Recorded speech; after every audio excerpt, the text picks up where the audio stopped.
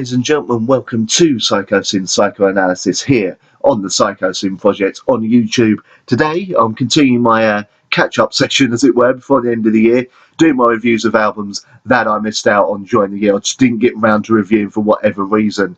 And now there's going to be a fair few of these because I missed out on a fair few albums, and I'm trying to really get these done before the before I do my top 20 albums of the year. Anyway, today I'm going to be reviewing the newest album by the one and only Red Hot Chilli Peppers, called The Getaway.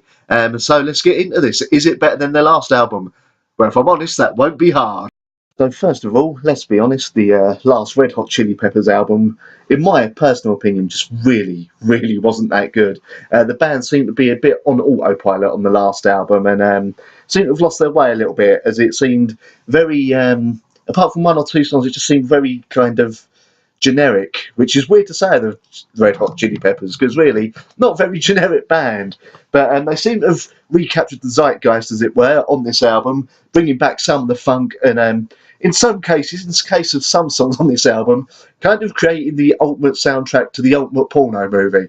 Now, if you've heard the album, you know exactly what I mean. I believe the song that it's on is Detroit, especially. It might have been Detroit. It was either Detroit or Sick Love. It just sounds like the soundtrack to a porn movie. And really, isn't that what the Red Hot Chili Peppers have been trying to do for many years now, essentially? Porn for the ears, as it were. But yeah, The Getaway, Christ knows, something like their 14th album or something, still going strong.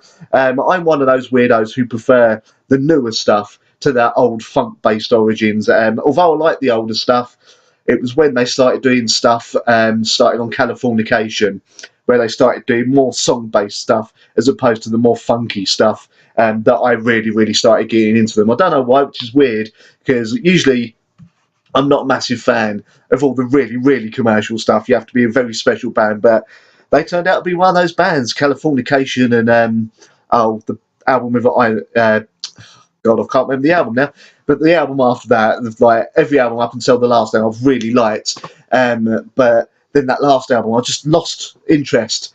I think they've blown their wad a bit, as it were, on Stadium Arcadium, and maybe not quite spent as long coming up with ideas for the newer, the last album. Anyway, let's stop going on about that. Let's go on about The Getaway itself. Is it a good album? Yes, definitely. Very good album, man. Couple of tracks on there, maybe a couple of tracks too long, you know, but they seem to be back on the path to being the funky monks that we know they can be. We've got to keep this as a bit of a shorter review, because really, most of you like Red Hot Chili Peppers have got this, but if, like me, you lost your way on their last album, which, that's it, I'm with you. If you think they lost their way and kind of lost interest in the band on I'm With You, is it worth getting this album? Yes. Not their best album. For me, that's still whatever the album with Danny California, Stadium Arcadium, that's the name of the album I'm thinking of. But well worth your money. Go pick it up if you haven't. Yeah, Red Hot Chili Peppers are back and in style. So there you go, 4 out of 5 from me. So there you have it. That is what I thought of Red Hot Chili Peppers' The Getaway album. Thank you very much for watching. Feel free to like, share and subscribe.